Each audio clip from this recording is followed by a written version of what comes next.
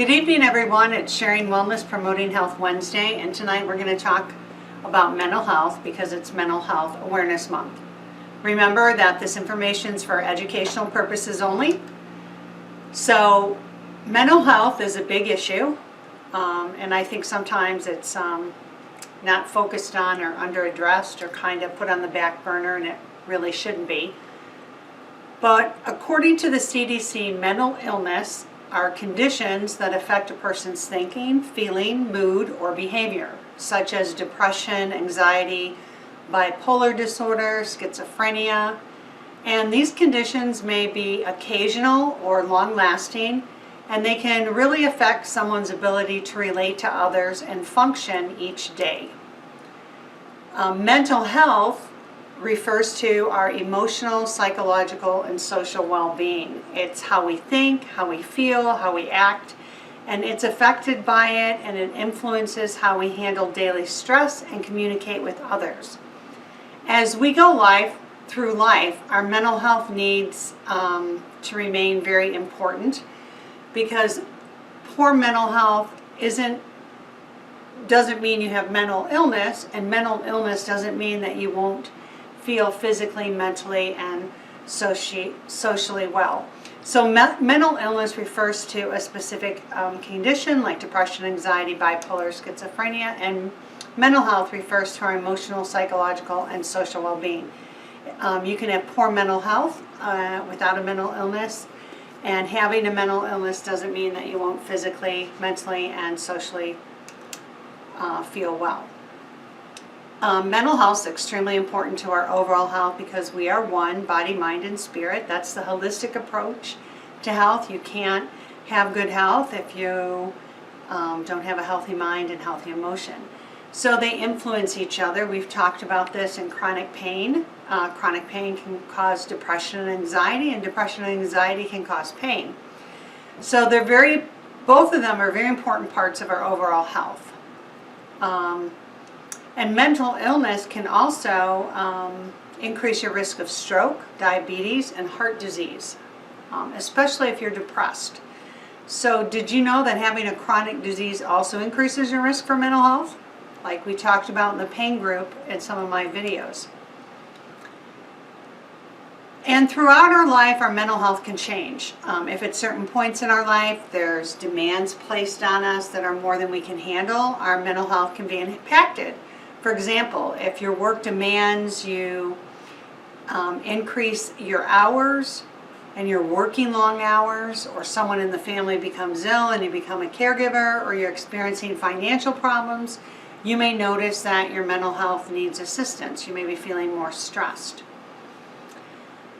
Many of us don't realize how common mental illnesses are. Actually, more than 50% of us will be diagnosed with a mental illness or disorder at some point in our lifetime. 1 in 5 Americans will actually experience a mental illness in a given year. And 1 in 5 children, either currently or at some point during their life, have had a seriously debilitating mental illness.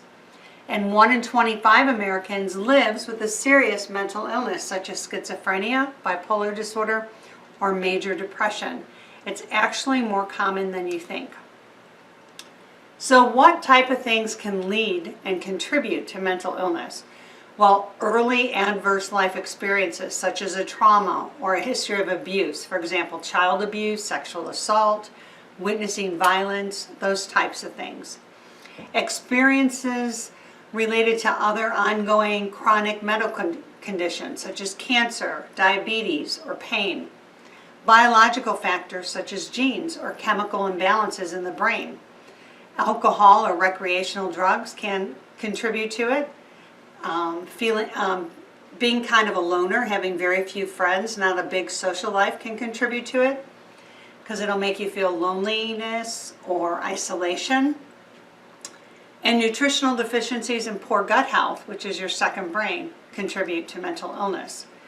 So there are things you can do each and every day, healthy habits that focus on building health physically and emotionally as well. Drinking clean water, focusing on a healthy gut, eating good food, eliminating sugar and processed foods, those are stimulants to the body and the mind, and they feed the bad bacteria in our gut, which is our second brain. You need to get enough sleep, exercise, do what you're physically able to do because it produces good mood endorphins. Reach out and find help through individual counseling, support groups, or group counseling. Aromatherapy can influence your mood because it travels through your nose into your limbic system, triggering the emotional part of your brain. Flower essences, and there's also emotional healing work. I thought this was kind of interesting on how much our daily habits impact mental health. In a study done on 3,000 adults in 2018, adults who drank more water had a lower risk of anxiety and depression than those who drank less water. Though when it came to depression, there was a very strong connection between dehydration and depression, and there was also a connection between anxiety and people who weren't drinking enough water. So our body needs water, our brain needs water, so drink 6 to 8 glasses a day. The other thing was the gut health, how it contributes to mental health. Increasing evidence associates the gut microbiota to many diseases. So dysbiosis, which is merely an imbalance of bacteria in the gut and throughout the body, and inflammation of the gut have been linked to causing several mental illnesses, including anxiety and depression. So how do you get a healthy gut? You want to focus on plant foods because they're super nutrient and the good guys love to eat them. Lean protein, fiber, and fermented foods. There's a gut-brain axis, which means that our gut's connected to our brain through millions of neurons and our immune system and our vagus nerve. Our gut microbiome also produces many of the same neurotransmitters as our brain, such as serotonin, which is the feel-good. Our gut microbes also produce SCFA, which is created from digesting fiber, and that can affect brain function. And our gut microbes also have a huge role in our immune system and subsequent inflammation by working to control what passes into the body through the intestinal barrier. And the things that pass can lead to chronic inflammation, diabetes type 3, which affects the brain, Alzheimer's, and depression. So what we eat really affects our physical as well as our mental health. And sleep's another big issue. When we sleep, again, our body rests and repairs itself. And even though there's a complicated relationship between our brain and sleep, they're a close relationship. And it's said during our sleep, our mind actually processes our emotions and our memory. So make sure you get a good night's sleep. Set a schedule, turn off your electronics. Maybe you want to diffuse some lavender or some other oils that you find relaxing. There's also herbs that you can take, melatonin, valerian, passion flower to help you relax. There's medications, pharmaceutical medications. Exercise promotes good sleep, and there's relaxation and meditation things that you can do. Exercise really improves mental health because it reduces anxiety, depression, and negative mood because it improves your self-esteem, your cognitive function. Exercise has also been found to alleviate symptoms such as social withdrawal and, again, low self-esteem. It has other benefits. It influences how well we sleep. It helps improve our mood, relieving stress, increases our energy and stamina, reduces tiredness, that can increase our mental alertness, and it helps with weight reduction, reducing cholesterol, and improves cardiovascular fitness. Diet also is important to our mental health as it is our physical health. A healthy diet is protective, and an unhealthy diet increases your risk for depression and anxiety. And this came from Felice Jacka, president of the International Society for Nutritional Psychiatry Research. So you want to eat whole foods and lean proteins, lots of fresh or frozen veggies, green leafy veggies in your salads and smoothies, and eat lots of antioxidants. Antioxidants fight oxidative stress and free radical damage throughout the body. So cranberries, red grapes, peaches, raspberries, strawberries, red currants, figs, cherries, pears, guava, oranges, apricots, mango, cantaloupe, watermelon, papaya, tomatoes.